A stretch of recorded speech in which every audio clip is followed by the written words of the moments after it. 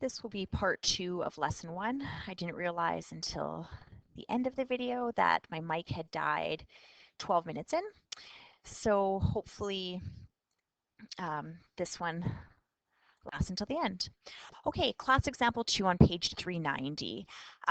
What we're doing is they're giving us a pattern and we're going to describe a linear relation using this pattern. And what the pattern is, it's triangles and toothpicks. So I'm going to put the number of triangles above. So I've got 1 triangle here, 2 triangles here, and 3 triangles here. And then how many toothpicks does it take to make each triangle? And there's going to be a pattern that you'll see. So my first triangle takes 3 toothpicks. My second triangle, 3, 4, 5 toothpicks. My third triangle, 1, 2, 3, 4, 5, 6, 7. So 7 toothpicks for my third triangle. What they want you to do for A, and I'll let you guys do this, is draw the next 2 diagrams in the pattern.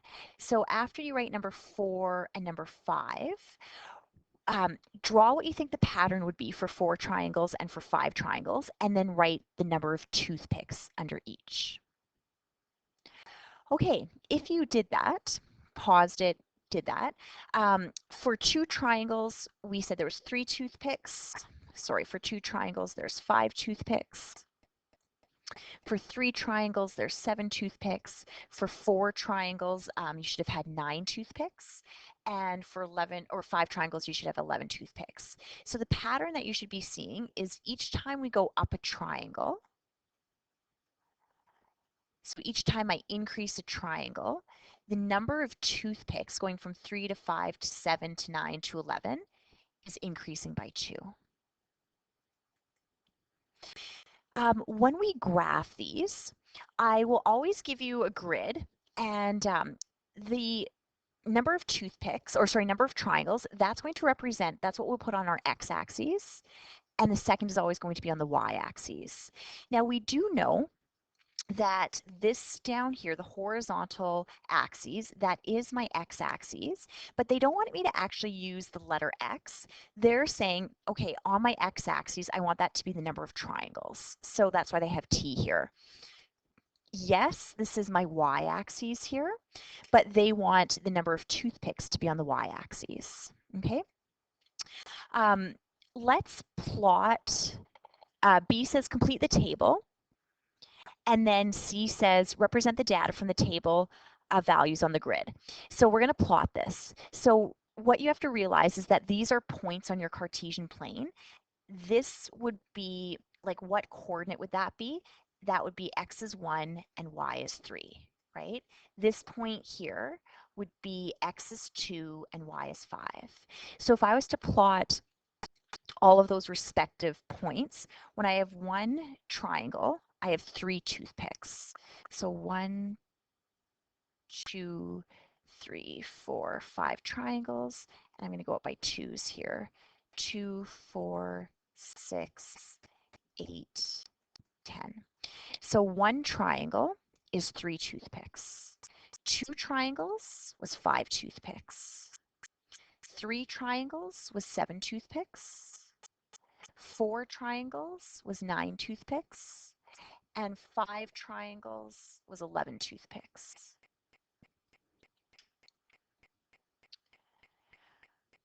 Okay, then what we have to do is every time we plot data, we always have to say to ourselves, does it make sense to join the dots? So I don't want you to do this. I just want you to sort of watch. If it made sense to join the dots, you would grab a ruler and you would join all of your dots. And in order for it to make sense, I always tell students to ask yourself, does a value exist between 1 triangle and 2 triangles? So for example, does it make sense in the diagrams that we gave, can you have half of a triangle? And the answer is no. For this example, we went from 1 triangle to 2 to 3 to 4, and we're going to continue adding triangles by 1, but it doesn't make sense to join these dots because If you join the dots, you're saying that a value exists in between 1 and 2 triangles, where in this case it doesn't. So I'm going to get rid of that line and explain why it does not make sense to join dots in a straight line. If you keep them as dots, this data is what we call discrete. Okay, so this data is discrete.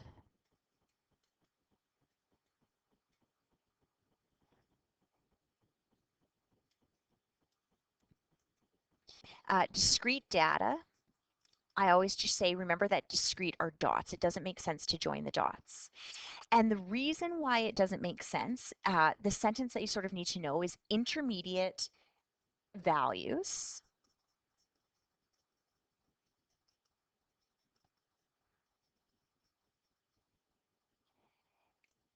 have no meaning or do not exist.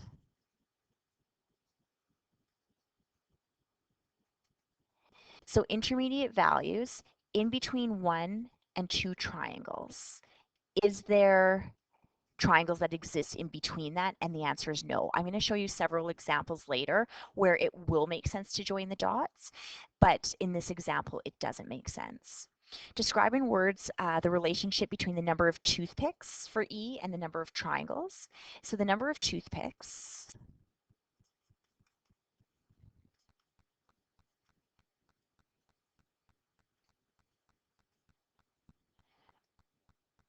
is double the number of triangles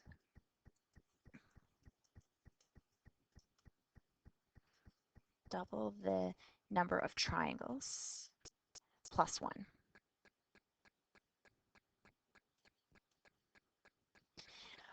Okay, for F, I'm going to give you the answer for F.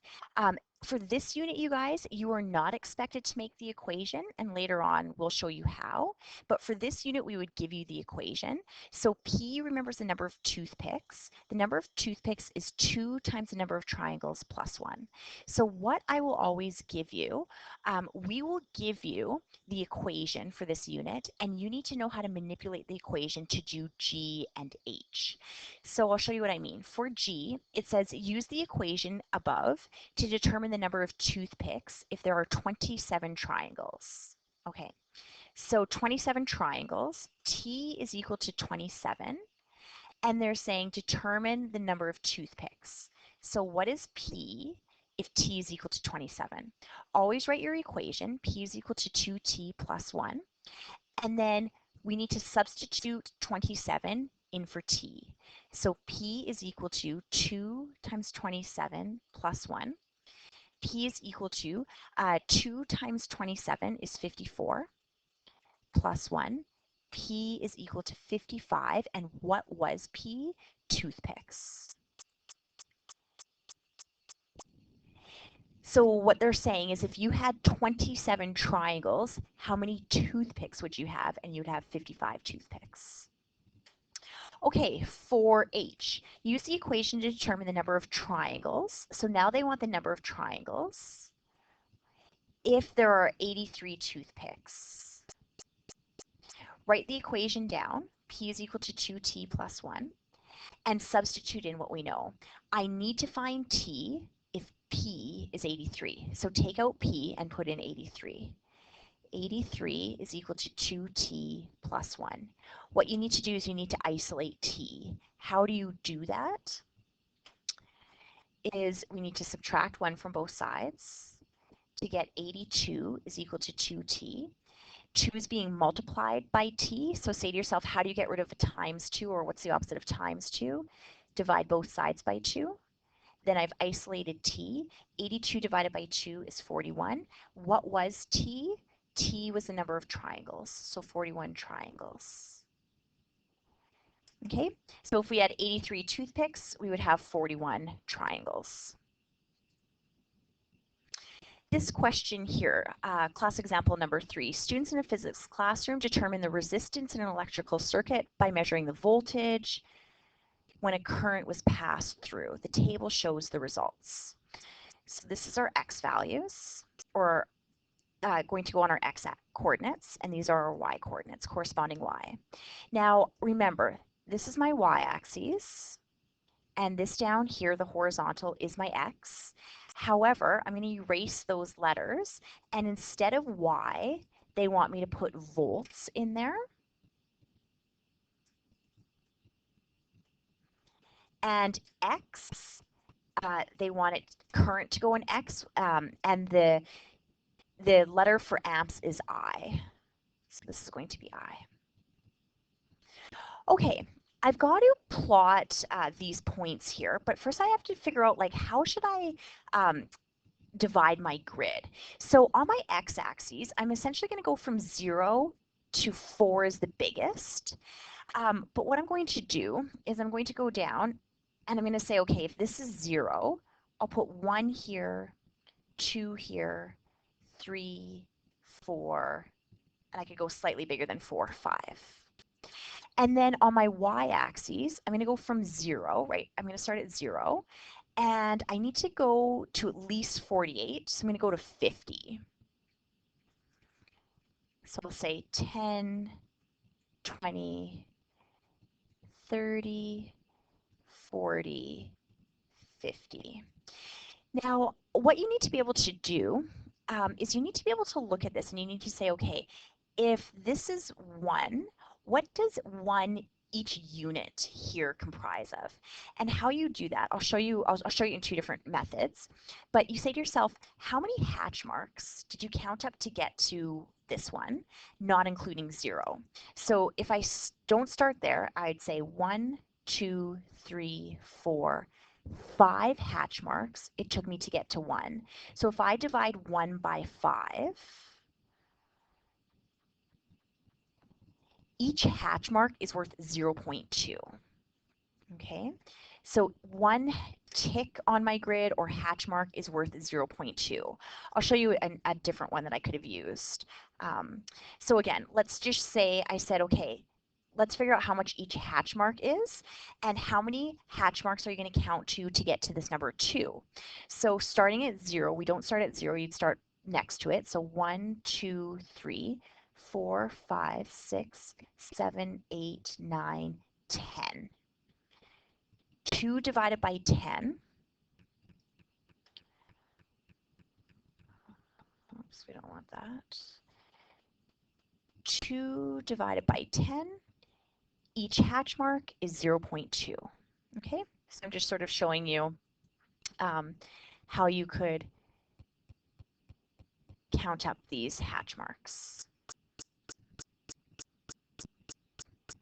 Okay, let's plot our data. So remember that these are points on our grid, and it's always x followed by y. So my x would be 0.5, and my y would be 6, right? This point here, my x is 1.5, and my y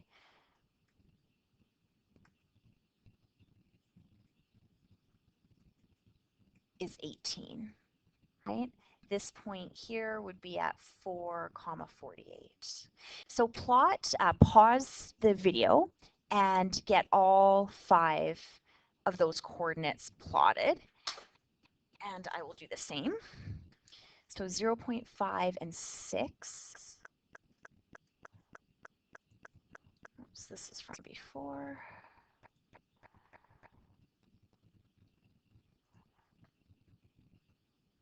Okay, so 0.5 comma 6 would be there.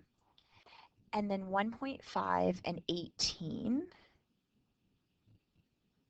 would be there.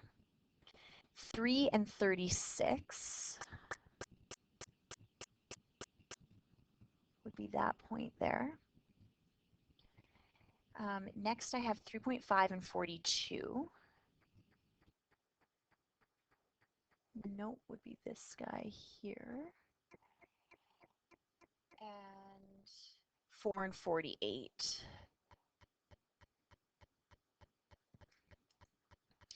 This would be an example where it would make sense to join the dots because you don't just jump from 1 amp to 2 amps to 3 amps. Values exist in between 1 and 2 amps. So whenever that's the case, you would always connect those dots.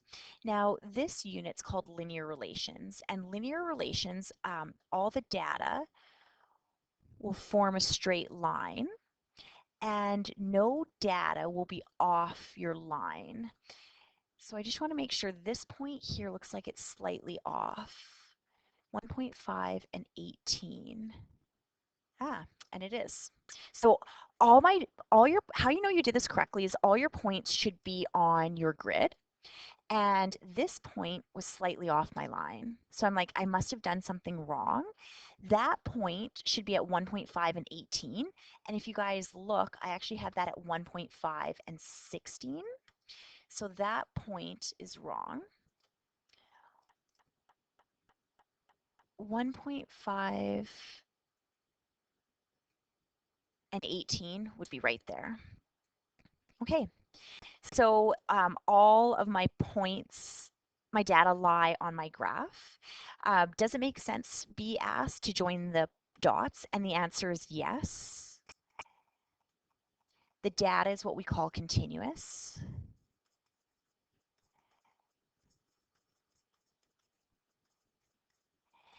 And what continuous means is, you say to yourself, okay, from this to this, does data exist along this line? Like, can I have half or a quarter or of an app? And the answer is yes, you can. So yes, the data is continuous and intermediate points exist.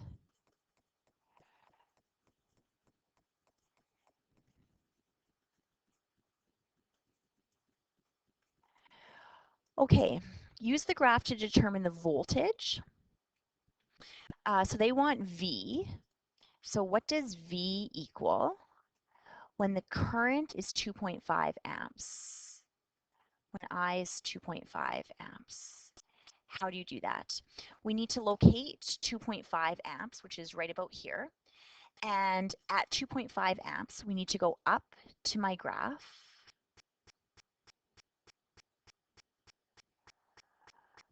Which is right about here. And what was that voltage? It's approximately 30 volts. Write an equation expressing V in terms of I. For D, remember, I will give you the equations for this unit, and the equation is V is equal to 12I. And then from that equation, you will need to be able to do E.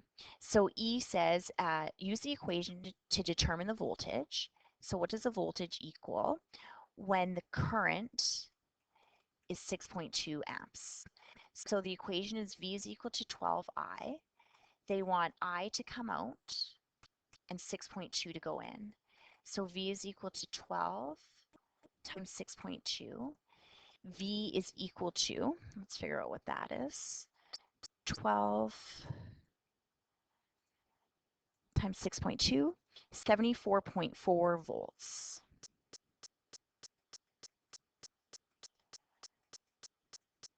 And that would be your answer. Skip F and flip the page to class example number 4. Here we're getting to our notes on discrete and continuous data. So if you have a highlighter, highlight discrete data. And remember that I always refer to discrete data as dots that we don't connect. So cannot be joined. And for discrete data, what you're going to always ask yourself is, does it make sense to have half of something? And if the answer is no, and I'm going to show you several examples on this page, if the answer is no, it doesn't make sense to have half of something, then it's discrete. If you could have half of something, it's going to be what's called continuous. Continuous is you could draw that line connecting the dots, and there's a continual line. So I'm going to give you an example of continuous data. So I want you to draw this in your notebook. When you guys work, let's say you make $10 per every hour you work. So with money, we always put money on the y-axis and then hours worked on the x-axis. So if you work 0 hours, $0, big surprise. If you work 1 hour, your employer will pay you $10. If you work 2 hours, your employer will pay you $20. If you work 3 hours, based on your wage, your employer will pay you $30. Then you have to ask yourself, okay, would this data be continuous? Does it make sense to join the dots?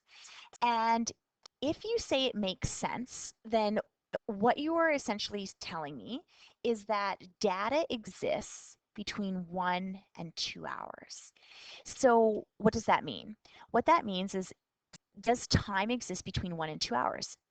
Can you go to work and work 1.5 hours? And the answer is yes. You could work 1.5 hours and your employer should pay you $15. Or can you work 1 hour and 45 minutes? And the answer is yes.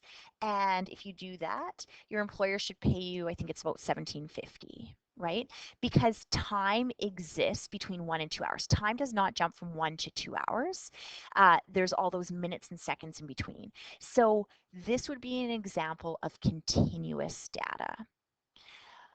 Let's look at class example 4. The number of students who pass my Math 10C class. Is this going to be discrete or continuous? And always ask yourself, well, number of students, can you take, is there such thing as half of a student? So in my Math 10C class, 20 people might pass, or 22 might pass, or 28 might pass. It's going to be a whole number, right? I'm not going to ever say, oh, 23 and a half kids passed in my Math 10C class, right? That doesn't make sense. You can't have half of a student. So the number of students who pass my class is discrete data. I really like D, shoe size. Here's why I like D. Some people will say, I don't know why I have this, I'm going to delete this. Some people will say, ooh, shoe size is continuous because I can go to the store and I could get a 6 or a 6.5. I could get a size 7 shoe, a size 7.5, a size 8, size 8.5. I could get bigger than that or smaller than a 6. So some students will say, they want to argue, okay, this is going to be continuous because you could get half of a shoe size. It is true. You can go to the store and get a 7.5, but the data is only continuous if you could join a 7 to a 7.5. So what I mean is, can you go to the store and say to the worker, my feet are somewhere between a 7 and a 7.5, so please get me a shoe size in between these two. Is that possible? No, it is not. You cannot get a 7.25. So a shoe size, I hope you're seeing it, would be discrete.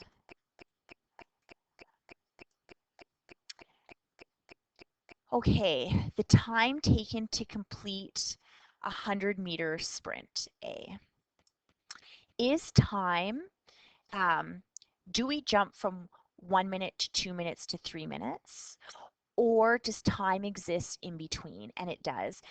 You could run for 3 minutes, 3 seconds, and then like a tenth of a second. So time, you guys, is always continuous.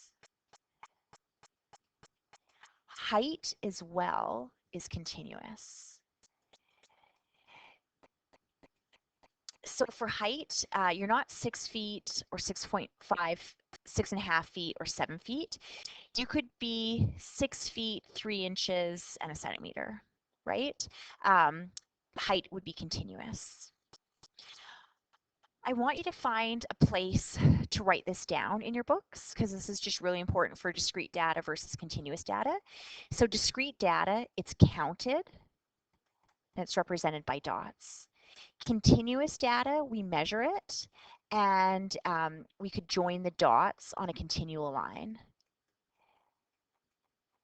So a continual line.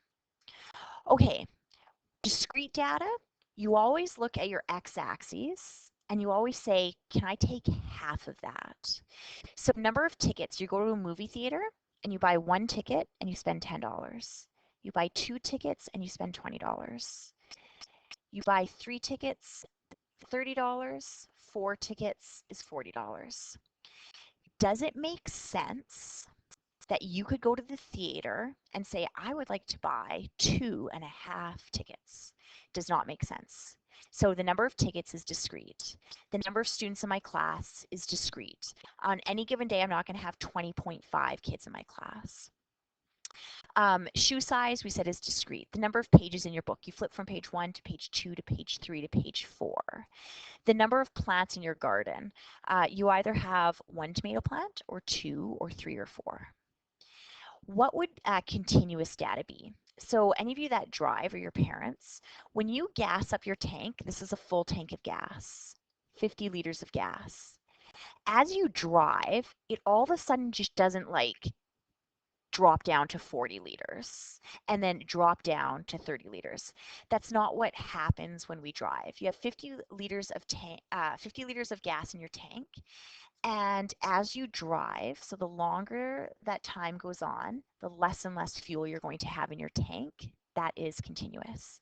Height, weight, and temperature are continuous, as is time, right?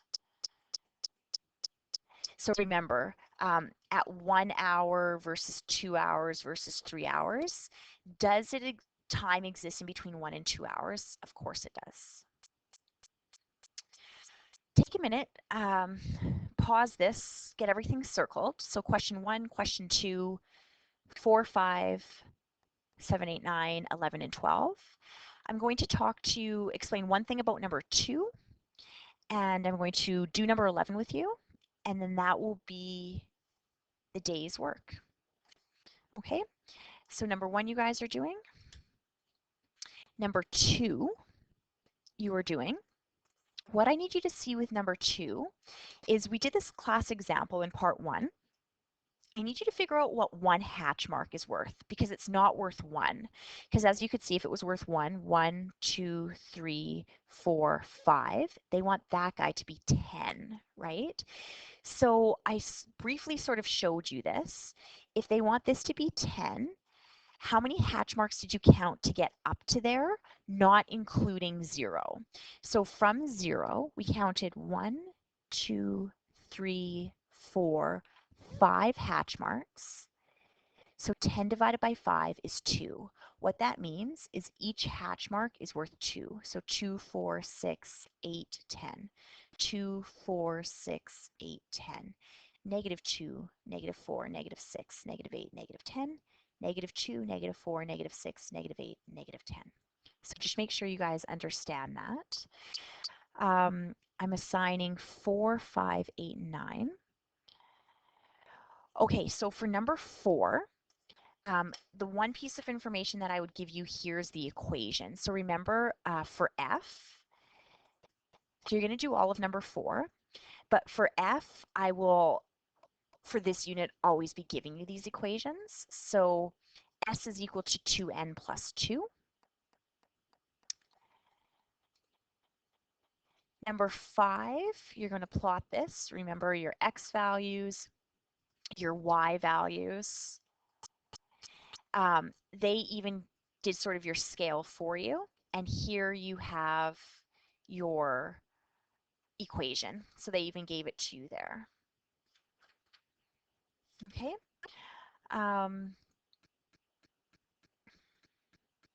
Then I want you guys to circle number 7 and do that. Number 8, number 9, 10 you don't need to do. We're going to do 11 as a class. And then I want you to do 12.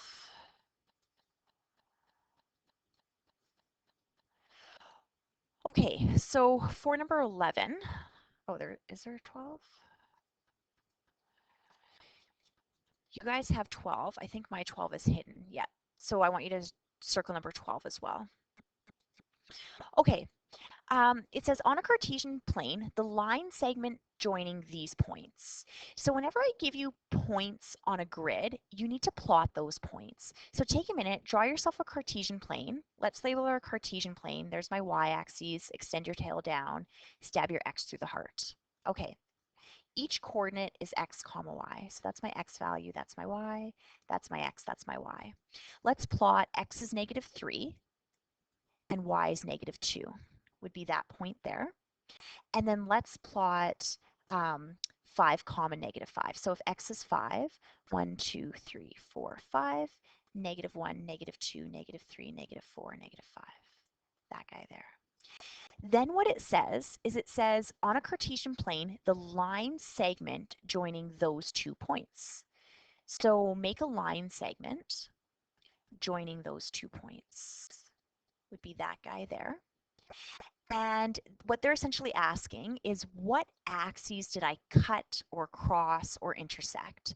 And what you should be able to see is my line segment, this is the y-axis, my line segment cut the y-axis or it intersected it. So A says it intersected both the x and the y. No, this line segment did not intersect my x-axis, so A is incorrect. B, intersected the y-axis, but not the x. That is true. C, intersected the x. Nope, it did not intersect this axis, so C is incorrect. And D says doesn't intersect either. We know that's incorrect. B would be our answer.